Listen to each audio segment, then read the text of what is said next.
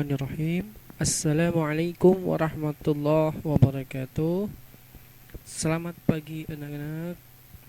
Berjumpa lagi dengan media daring pada mata pelajaran PPKN untuk kelas 8 SMP atau MTS.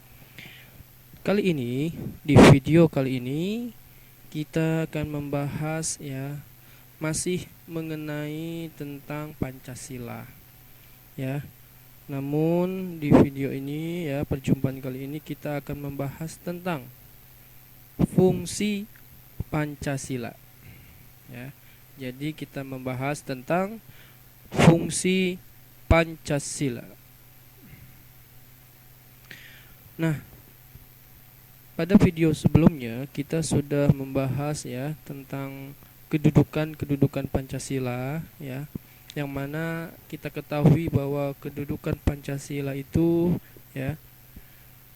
antara lain satu, kedudukan Pancasila sebagai ideologi bangsa Indonesia,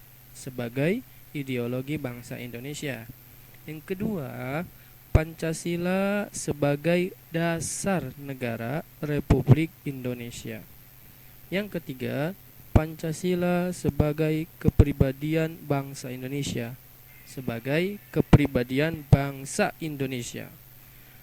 Lalu yang keempat adalah Pancasila sebagai pandangan hidup bangsa Indonesia.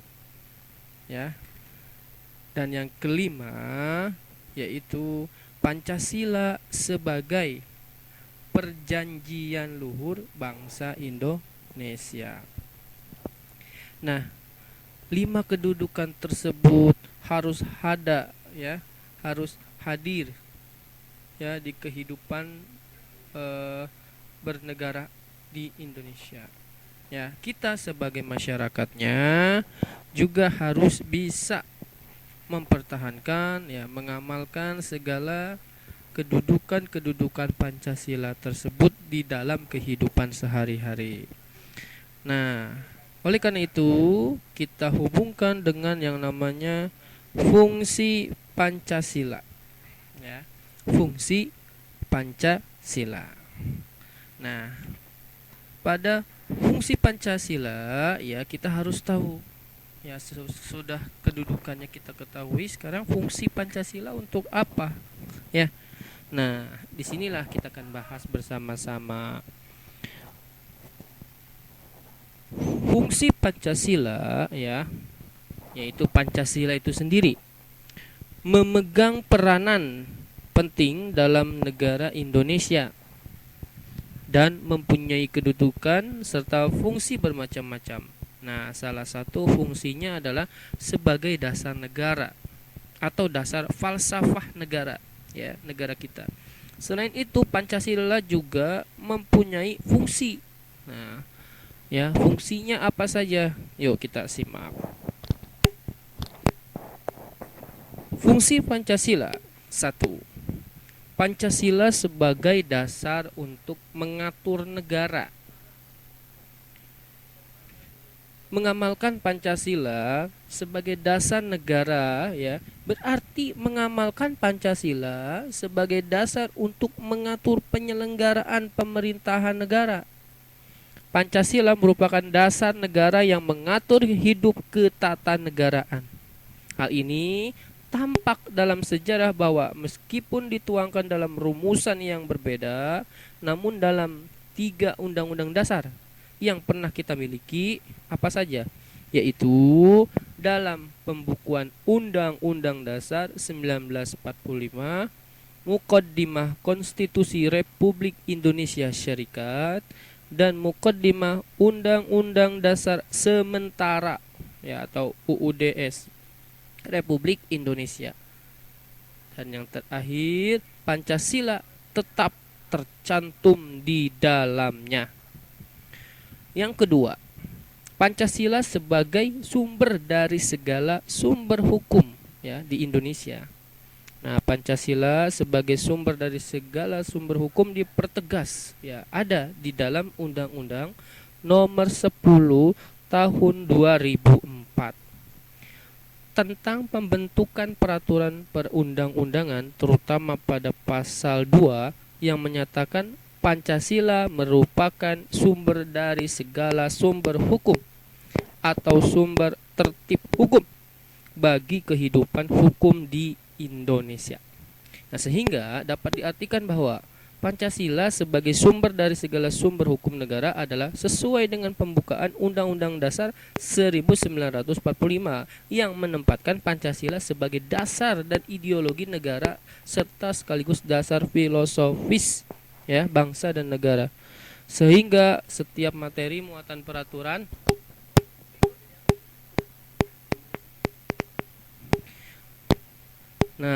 jadi sehingga setiap materi muatan peraturan perundang-undangan tidak boleh bertentangan dengan nilai-nilai Pancasila. Ya, Pancasila sebagai sumber dari segala sumber hukum ya di negara kita ini. Nah, makanya merupakan norma dasar dalam sistem hukum Indonesia yang memberikan arah dan jiwa serta menjadi paradigma norma-norma dalam pasal Undang-Undang Dasar 1945. Yang ketiga, Pancasila ya sebagai dasar falsafah negara. Ini fungsinya. Ya, Pancasila yang selalu tercantum dalam pembukaan atau mukadimah Undang-Undang Dasar 1945 itu memberi bukti bahwa Pancasila memang dikehendaki sebagai dasar kerohanian negara. Ya, dan dikehendaki sebagai dasar falsafah negara. Ya, dasar falsafah negara ini jelas diterima oleh seluruh rakyat Indonesia karena telah tertanam dalam kalbu rakyat. Nah, sila-sila di dalamnya semuanya merupakan nilai-nilai luhur yang menjadi kepribadian bangsa. Pancasila menyatukan semua lapisan dan golongan masyarakat. Dengan dasar negara Pancasila, kita dapat menentukan pendirian kita terhadap segala macam masalah pokok yang dihadapi, baik masalah dalam negeri maupun masalah-masalah luar negeri. Yang keempat, Pancasila sebagai sumber tertib sosial. Nah, Pancasila menjadi sumber tertib seluruh kehidupan ya, baik sebagai individual maupun dalam ikatan golongan, ikatan partai politik, serta ikatan organisasi.